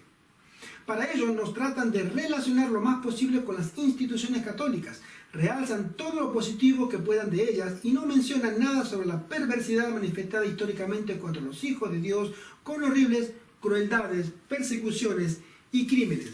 La hermana Juan nos dice y nos aclara muy tempranamente, Roma no cambia. Denle un poquito de poder, la oportunidad, para que Roma tome el poder y se verán de nuevo el mismo espíritu de persecución que se vio antaño en la época de la Edad Media. Y Roma está esperando ese tiempo y ese tiempo dice ya se le dio. Ahora está tratando de poder ejecutarlo. Sigo leyendo, dice, saben adular y especialmente manipular los sentimientos, mayormente lo logran con las hermanas. Y a través de ellas llegan a estorbar o detener la obra de sus maridos fieles. Saben desunir sembrando cizaña de malas opiniones de un hermano contra otro, hasta lograr que se enfrenten y pierdan el buen espíritu y su utilidad. Sus familias nunca dan evidencia alguna de conversión. minimizan, desprecian o eliminan totalmente el espíritu de profecía. Cuando en una iglesia no solamente no se estudia el espíritu de profecía, sino que se lo combate, porque ahora ya hemos llegado al extremo, no solamente decir, no, acá no queremos el Eneacuay, sino que acá ni se te ocurra hablar del Eneacuay. No vengas con eso. Es porque hay alguna injerencia probada de que hay una agencia de Roma, una agencia de Satanás dentro de la iglesia, que trata de silenciar los consejos y los testimonios que el Señor ha mandado a esa iglesia. Aunque saben ser corteses y agradables, a veces eliminan sutilmente el ambiente espiritual de una reunión con actitudes risueñas, chistes, bromas o desviando la atención de los oyentes del tema principal mediante cualquier estratagema sutil. Estos son los jesuitas, su comportamiento. Y cualquier persona que tenga un comportamiento de esto, no necesariamente tenga que ser jesuita, pero sí está trabajando de la misma manera en que lo hacen ellos. Rebaja lo más que puede la sacralidad del sábado. El sábado ya deja de ser santo. Hablando sobre cualquier tema en las horas sagradas y arrastrando a los hermanos a transgredirlo y apartarlo del necesario clima santo. Saben muy bien cómo decir frases clave que pueden hundir en la desesperación a alguien a quien desean derribar. Saben provocar y llevar a una discusión inútil, para después señalar el espíritu poco cristiano que tal o cual manifestó en medio de la discusión que sutilmente ellos mismos provocaron. En tono jocoso de broma utilizan frases que son como semillas en la mente del oyente para volvernos al catolicismo. Por ejemplo, si Dios quiere y la Virgen, como dijo el Santo Padre, etcétera, etcétera. Frase que a uno lo está ligando inconscientemente a la iglesia romana. Son maestros de la acusación y de la calumnia, destructiva hacia algún siervo de Dios que desean desacreditar para acabar con su obra e influencia. Saben que con el mensaje no pueden hacer nada, pero van contra el mensajero. No tienen argumento para decir que no se debe predicar el mensaje de salvación, el mensaje de los tres ángeles, la verdad presente, los pilares de la fe adventista, la verdad de que el pueblo de Dios necesita. No pueden contradecir eso, pero no se preocupa, vamos contra el mensajero. Ese hermano no sirve, ese hermano yo lo voy haciendo esto, aquella hermana tiene ese defecto, no puede estar. Para ellos sí hay toda clase de críticas. Siempre aparentan defender lo que en realidad están combatiendo sutilmente y viceversa, poseen doble cara. Son rencorosos y muy vengativos y buscan hacerse respetar mediante el miedo. Algunos de ellos son espiritistas practicantes y en ocasiones salen a la luz sus actividades secretas con los demonios. Atacan y destruyen si pueden a la mayor fortaleza del cristianismo, la familia cristiana. A menudo apoyan el divorcio o la separación de los hogares cristianos, provocando conflicto entre cónyuges que se relacionaban bien hasta lograr separarlos y enajenarlos uno contra el otro. La destrucción del sistema educativo adventista es uno de sus objetivos básicos. Lo que más temen es que nuestros niños sean formados en los principios bíblicos. Por eso atacan a la familia, atacan el hogar cristiano bien formado. Saben que así se formarán poderosos testigos de la verdad y desean impedirlo a toda costa. Hacen todo cuanto esté a su alcance para que se cierren las escuelas adventistas o se vuelvan casi católicas. De eso sabemos, hermanos, tenemos testimonio de personas que estudian en las universidades adventistas, en los colegios adventistas, y ellos, hay madres, testimonio que he escuchado personalmente, personas que, madres, me contaron que se arrepienten de haber llevado a sus hijos a colegios adventistas, que son realmente antros de corrupción. Son centros en donde se encuentra una mayor concentración de costumbres del mundo que en un colegio que no es adventista. En las universidades adventistas ya hay estatuas y símbolos católicos. Personas que profesan la homosexualidad abiertamente, donde existe el evolucionismo. ¿Usted cree que eso es casual? ¿Ustedes creen que eso vino por sí solo? ¿Ustedes creen que todas esas prácticas fueron introducidas por personas que no se dieron cuenta? Hay que ser muy ingenuo para creer que esa introducción de nuevas doctrinas, nuevas costumbres, no fueron hechas por agencias satánicas, minando la fe del pueblo adventista. Los niños adventistas son su blanco especial por el mismo motivo. Los tratan de conquistar con lo que a ellos les gusta. Les ofrecen golosinas, los llevan al club de conquistadores y los tratan de mil maneras de amoldar la mente para que piensen mundanalmente y no amen a Dios ni a su palabra. Y hermano, acá merecemos un capítulo aparte con el tema de los conquistadores y todo ese tema que se le da a la juventud adventista para hacerla misionera. Hermano, lo que estamos viendo en estos últimos tiempos dentro de la iglesia adventista, que se está reeducando a toda la juventud para que tenga desprecio al mensaje adventista histórico. Diversiones, payasos, mimos, representaciones musicales, rap cristiano, música rock, escenificaciones. Todo eso está condenado por nuestra doctrina, por los testimonios. Eso no sirve, eso es basura. Eso es una porquería, mis queridos hermanos, que fermenta en la mente de los jóvenes. ¿Ustedes creen que esos jóvenes llegarán al cielo practicando eso, aceptando eso? Pero los pastores y dirigentes no solamente lo apoyan, sino que lo defienden. Así debe ser. Pero cuando a un joven se le dice, vamos a estudiar la Biblia, vamos a estudiar profecías, vamos a estudiar el santuario. No, eso no sé. Él es joven. No. Él se tiene que divertir. Me lo dijeron a mí, se tiene que divertir, él es joven. Esos son los líderes adventistas que están dentro de la iglesia, a la que el pastor Mendoza sostiene que ellos son coherentes. Jóvenes católicas entran en la iglesia adventista con el fin de seducir y hacer caer a los siervos de Dios, a pastores fieles u otros hermanos. Luego se encargan de ventilar el asunto y destruir su influencia. Un modo superandi muy común. Va a entrar una señorita, va a seducir a un líder, a un anciano, a un pastor, a un laico, a un diácono. Y si ese hermano estaba consagrado de una u otra manera, lo que no pudo otro hermano con argumentos, esa señorita lo va a hacer con sus faldas, para hacerlo caer en desgracia. Cuando se trata de destruir la influencia de un siervo de Dios, siguen 3 pasos: desacreditarlo mediante calumnias bien armadas, tratar de aislarlo totalmente, que se quede solo para que se desanime y no pueda cumplir su misión. Y si todo esto no da resultado, entonces se le buscará eliminar de cualquier manera, incluyendo el crimen. Saben decir frases que serán semillas sutiles que tenderán a la desobediencia de la palabra de Dios. Por ejemplo, el sábado no te va a salvar.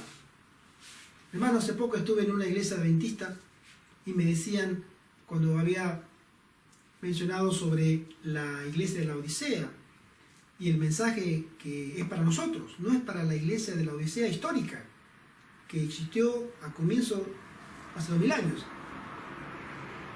sino que es para nosotros. Ese mensaje, es más, no es para nosotros, es para mí y para cada uno de nosotros.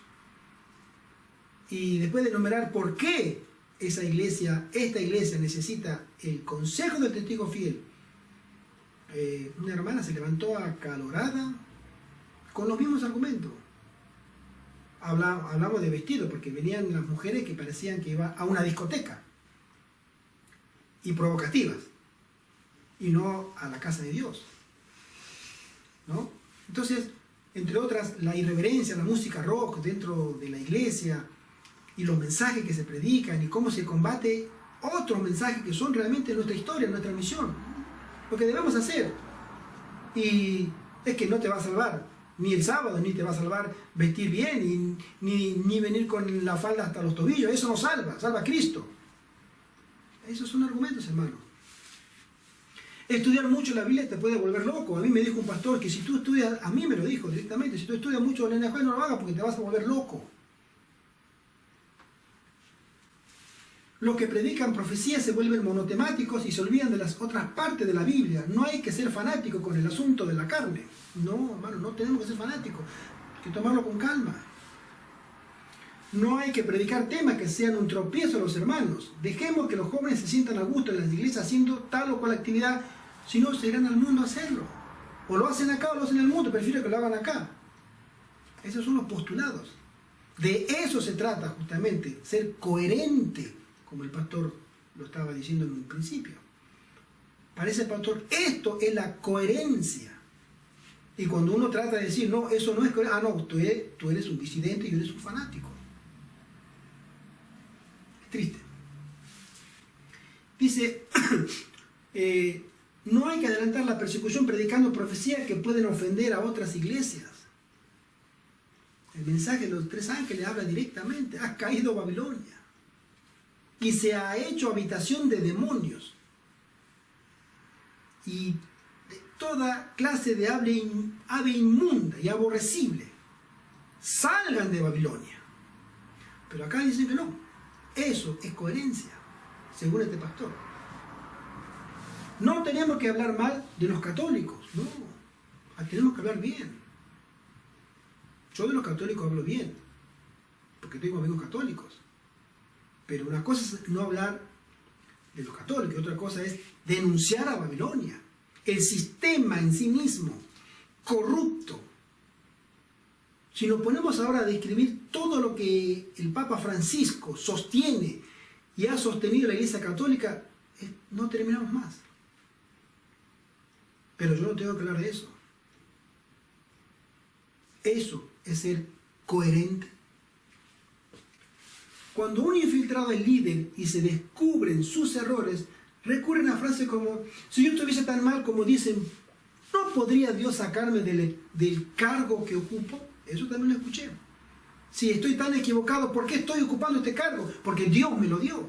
Dios me puso en este cargo. Argumentos, hermano. El apóstol Pablo nos dice, nadie os engañe con palabras vanas, porque por estas cosas viene la ira de Dios sobre los hijos de desobediencia. No seáis pues partícipe con ellos, porque en otro tiempo eras tinieblas, mas ahora sois luz en el Señor. Andad como hijos de luz, porque el fruto del Espíritu es en toda bondad, justicia y verdad, comprobando lo que es agradable al Señor, y no participéis en las obras infructuosas de las tinieblas, sino más bien reprendedlas. Ahora, ¿quién es coherente, mi querido y mi querida? El apóstol Pablo, cuando le escribe a los Efesios, que dice, no te juntes con eso, no tengas comunión, sino más bien reprendedlas.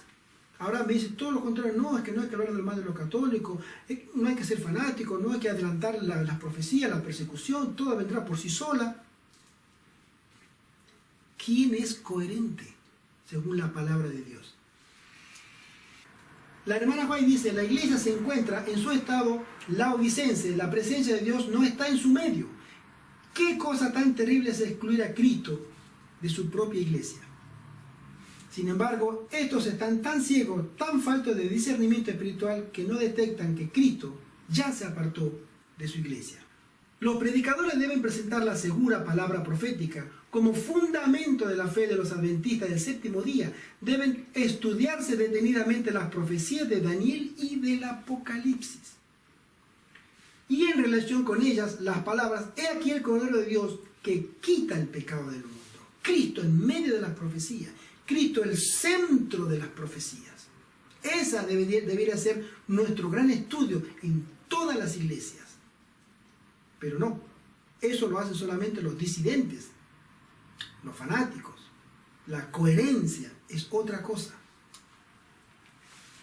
Judas 4 dice, porque algunos hombres han entrado encubiertamente, los que desde antes habían sido destinados para esta condenación, hombres impíos, que convierten en libertinaje la gracia de nuestro Dios y niegan a Dios, el único soberano, y a nuestro Señor Jesucristo. Pero la iglesia primitiva supo enfrentar y rechazar a los infiltrados. Nosotros no debemos hacer lo mismo. Llámese jesuita, llámese quien sea. Son infiltrados, se han infiltrado dentro de la iglesia, del pueblo de Dios, introduciendo doctrinas falsas, costumbres del mundo. A esos la Biblia les llama son infiltrados, neutralizando así su nefasta influencia. Jesús elogió a la iglesia cristiana primitiva por esta actitud. Jesús la elogió de reconocer, poner de manifiesto y rechazar a todo falso apóstol, a todo infiltrado. Dice Apocalipsis 2:2: yo conozco tus obras y tu arduo trabajo y paciencia, y que no puedes soportar a los malos, y has probado a los que se dicen ser apóstoles y no lo son, y los has hallado mentirosos. Esa iglesia, para que Jesús dijera lo que está diciendo, ha tenido que enfrentar a los que han tratado de infiltrarse, y los rechazó. Y Jesús le dice a esa iglesia: no puedes soportar a los malos. Has probado a los que se dicen ser apóstoles. Tú dices que vienes en el nombre de Cristo, déjame probarte. Y los has hallado mentirosos, porque los has confrontado con la palabra. La palabra de Dios me dice a mí que yo debo actuar de esa manera. Pero no, el pastor Mendoza dice: no. Tú eres disidente. Tú eres fanático. La coherencia es quedarse quieto, no decir nada. Aquí no obedecemos a hombres, pecadores, ciegos. Obedecemos a nuestro Señor Jesucristo. Gálatas dice así: y esto a pesar de los falsos hermanos introducidos a escondidas, que entraban para espiar nuestra libertad que tenemos en Cristo Jesús, para reducirnos a esclavitud, para volvernos de nuevo a nuestra antigua forma de vivir, retrocedernos. ¿Y esa persona cómo entraron en la iglesia? Falsos hermanos introducidos a escondidas, se disfrazaban. 2 Corintios dice: porque estos son falsos apóstoles, obreros fraudulentos, que se disfrazan como apóstoles de Cristo. Pastor Mendoza, preste atención a la palabra de Dios. Retire su trabajo. Yo le conmino en el nombre de Cristo. Retire su trabajo y pida disculpas. Porque Cristo le está diciendo a usted en primer lugar, y a mí, y a todos, y a cada uno de nosotros, que tenemos gente disfrazada dentro de la iglesia, que nos quiere llevar a las costumbres del mundo, volvernos a Egipto. Y Jesús nos conmina a que le hagamos frente, a que lo denunciemos. Pero usted me dice que no, hay que ser coherente, dejarlo todo como está, porque si no, yo soy disidente, soy reformista. Y no es maravilla, porque el mismo Satanás se disfraza como ángel de luz. Así que no es extraño si también sus ministros se disfrazan como ministros de justicia, cuyo fin serán conforme a sus obras. Más claro no puedo ser. Y más claro la palabra de Dios tampoco. La hermana White, en sintonía, dice así: mi mensaje para vosotros es: no consistáis más en escuchar la perversión de la verdad sin protestar. Y humildemente le digo, y humildemente se lo vuelvo a decir de nuevo, Pastor Mendoza, con todo mi respeto, yo estoy de acuerdo con el pensamiento de la hermana White. Yo no voy a consentir que se predique el error y que se predique el engaño y que se predique la falacia dentro de la iglesia adventista, que amo y que considero que es el pueblo de Dios, y que Dios obrará una gran crisis para zarandear y quitar y separar todas esas almas, esas escorias, para que Él pueda derramar su Espíritu Santo. Pero antes tenemos que identificarnos con este pensamiento. Y dice así: no consistáis más en escuchar la perversión de la verdad sin protestar. También dice la hermana White: los que poseen la verdad como ha sido revelada por Jesús no deben aprobar ni aun con su silencio la obra del ministerio de iniquidad. Jamás dejen de dar la nota de alarma. No debemos callarnos. No hay que ocultar la verdad, no hay que negarla, no hay que disfrazarla, sino que hay que presentarla plenamente y proclamarla con osadía, con valor. Dios ha prometido que donde los pastores no son fieles, Él mismo será a cargo del rebaño. Este es el pensamiento último que deseo transmitir a todos los que me escuchan, con todo el respeto que a mí me merece el pastor Mendoza. No lo conozco personalmente, pero le extiendo un gran saludo y lo llamo a la reflexión para que él realmente pueda conocer la verdad y ponerse del lado de la verdad y no del lado de dirigentes. Porque los dirigentes nos salvan, la verdad nos hace libre y Cristo, que es la verdad, nos salva. Que Dios te bendiga, hermano y hermana que tú me escuchas. Hay infiltración dentro de la iglesia adventista, ya sea jesuita, ya sea de impíos, ya sea de agencias satánicas, tienen muchos nombres. Pero sí, hay infiltración y creo firmemente que también existe infiltración jesuita dentro de la iglesia. Las pruebas sobran. Y el que quiera oír, que oiga. Dios te bendiga. Dios te bendiga y te animamos a que te suscribas a nuestra revista mensual de la revista Señales de los Últimos Tiempos. A nuestro correo, eltercerelia@hotmail.com. Y allí tratamos temas como este y otros temas de interés general para nuestra edificación, porque Cristo viene pronto. Y viene muy pronto para llevar a una iglesia pura, que se identifique con la verdad, que no se calle y que llame al pecado por su nombre y a la verdad por su nombre. Dios está buscando soldados para la gran batalla que viene. Y este servidor quiere servir a Dios. Y te invito a que tú también te unas para servir a Dios en espíritu y en verdad. Es nuestro deseo y nuestra oración. Que Dios te bendiga.